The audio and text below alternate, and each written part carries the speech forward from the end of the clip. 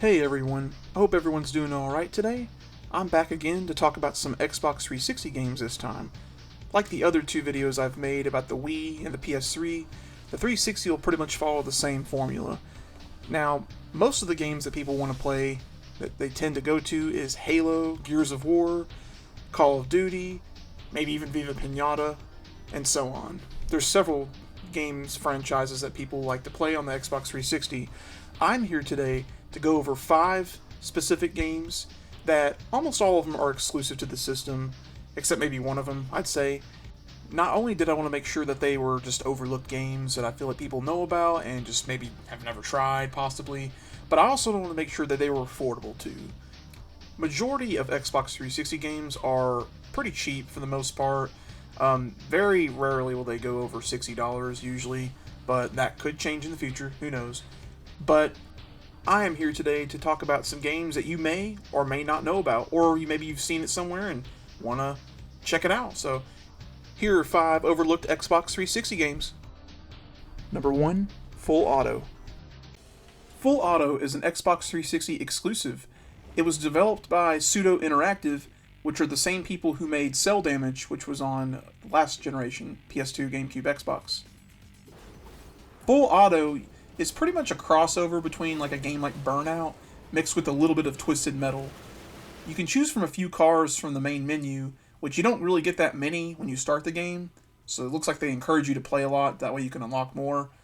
But the cool thing is they all have different attributes just like any other racing game, and then when you play, you can actually select what weapon you want to use too, like a machine gun, rocket launcher, grenade launcher, and so on.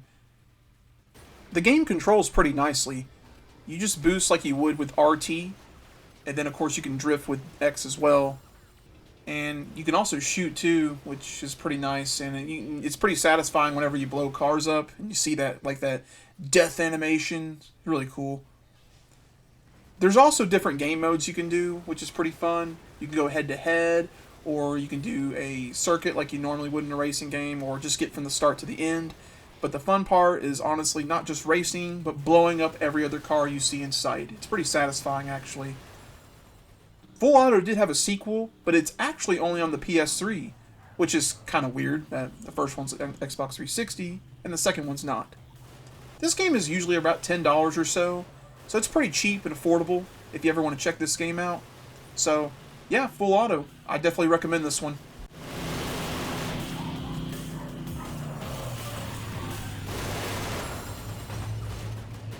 Number 2, Kameo and the Elements of Power.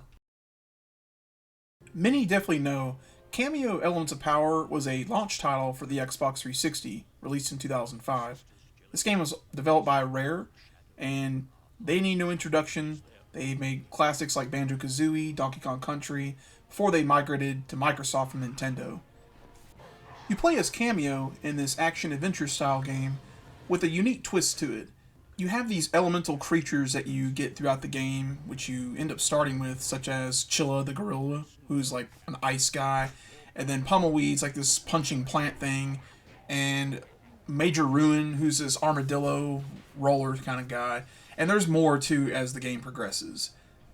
So basically how the game plays is you start as Kameo, and if you're just Kameo, there's really not much you can do. It'll tell your actions on screen, like she can do like a flip kick, she can hover really fast.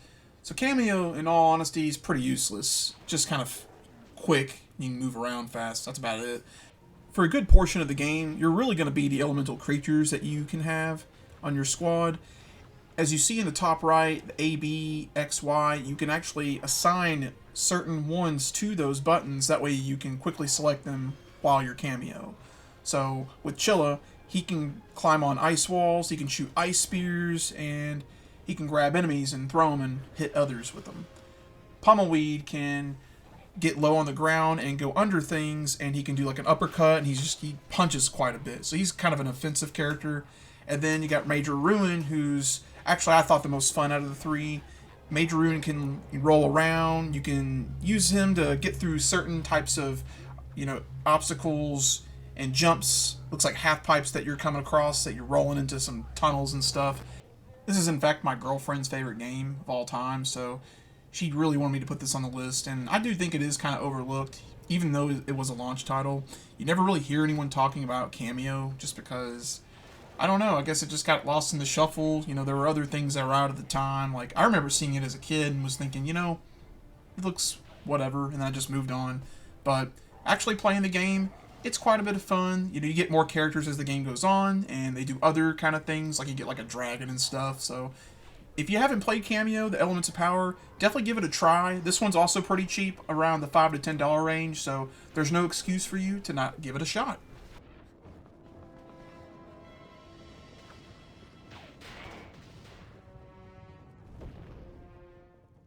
Number 3, Binary Domain. This game is a third-person shooter, and it was brought to us by Sega. The game is basically in like a post-apocalyptic world where there's global warming's gotten like out of control and everything. It takes place in like 2080 or something like that. You play as this guy named Dan Marshall, and you're accompanied by your comrade Big Bo, and y'all basically plays just like a regular third-person shooting, cover and fire kind of game, like Gears of War or Vanquish or something like that. This game does one cool thing that I haven't seen before, and it heavily uses the mic chat that's on here. So if you got an Xbox 360 mic or PS3 mic or something like that, then you can hook it up and you can actually talk to your friend Big Bo here. Whenever he talks, you can give him a response. If you don't have one, that's okay. You can hold LB and you can actually choose whatever it gives you. You're just more limited, apparently. Nothing really too out of the ordinary here with this game. Basically just your cover and shot fire kind of game and third-person shooting kind of stuff. Controls are very similar to Gears of War in that aspect. Another interesting thing about this game is the consequence system. So anytime you talk to Big Bo and you can tell him what to do or, to follow orders, hold back or charge or fire, sometimes, if you say the wrong thing, it could affect your relationship with him, which can affect the gameplay, basically. So I thought that was pretty interesting. I could definitely tell this game got lost in the shuffle because there were so many games like this at the time. I mean, Gears of War was one of them, and Vanquish was also a pretty cool game, and all that kind of jazz. So, Binary Domain is definitely an interesting game. I think it'll be pretty good. I just heard about it a couple years ago. I never even heard of it before when it came out. So, this will be an interesting game. So, if you're looking for a third-person shooter that has some potential, check out this one. Shit, that's a Grand Rancer. We don't have the firepower to take that down. That's all I needed to hear. Run!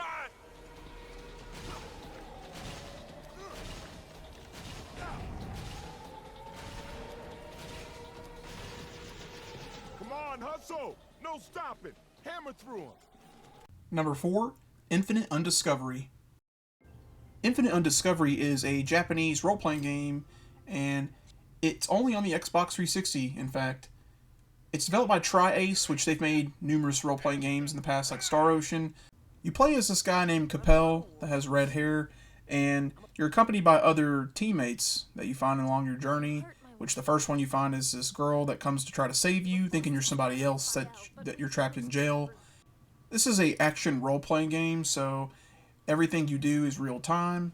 Basically, you can unsheath your weapon with the right trigger, and then you can do some attacks, with the light attack being A and heavy attack being B. And you can get your teammate to help you out too with some healing or special abilities they can do with the X button, Y button. You also have these things called command actions where you pretty much hold the right bumper and you can select one of your teammates and you can get them to do an ability, so that's kind of cool that you can do that. When I saw the opening cutscene of this game, I was like, wow, this looks fantastic. I was like, this is going to definitely be a good game for sure. The Xbox 360 thankfully had a lot of exclusive JRPGs as well as this one, and as far as I know, this is the only way to play it is on the 360, so if you want to catch your hands on this, it's pretty cheap, probably roughly like $10 to $15, so Infinite Undiscovery, check it out.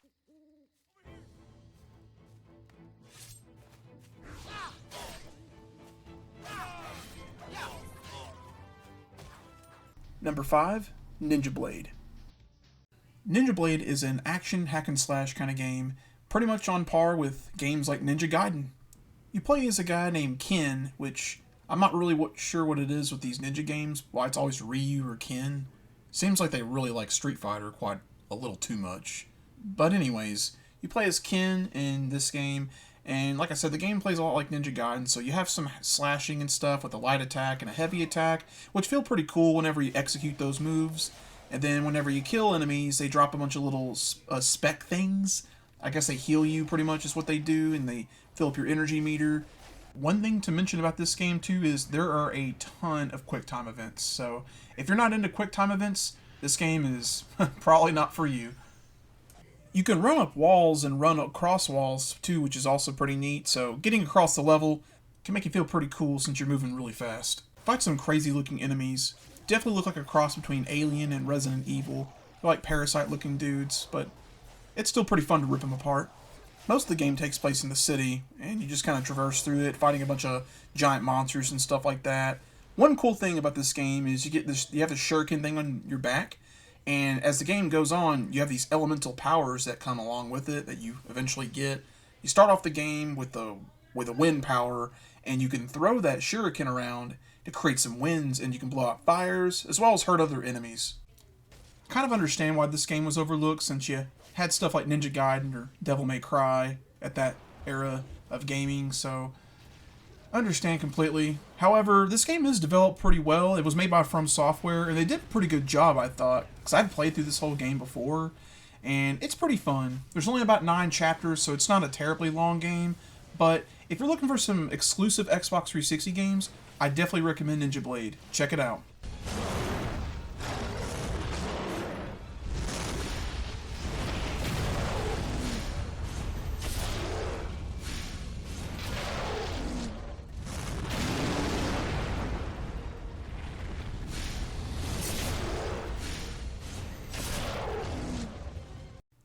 And there you have it.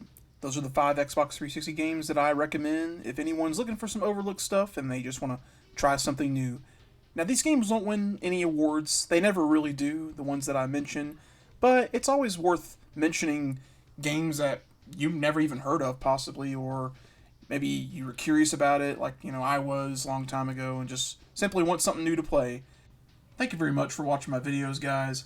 If you like this stuff, make sure to leave a like on this video, comment, I'll try to respond for sure, and even subscribe if you want more content like this.